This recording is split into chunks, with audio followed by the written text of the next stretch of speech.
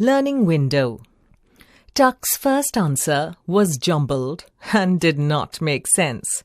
It was not a sentence.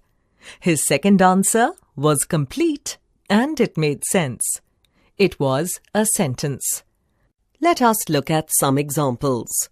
He, cricket, plays. Does not make sense. He plays cricket. Makes sense after the words are placed in the correct order. I, school, do go. Does not make sense. I go to school makes sense after the words are placed in the correct order.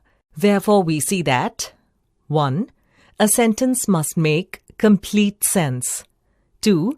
The words in a sentence must be placed in the correct order. A sentence is a group of words that makes complete sense. Now look at these examples. School is closed today. Can we play in the garden? Do these words make sense? Yes. However, they are not complete sentences. To make them complete sentences, we need to write as shown below. School is closed today. Can we play in the garden?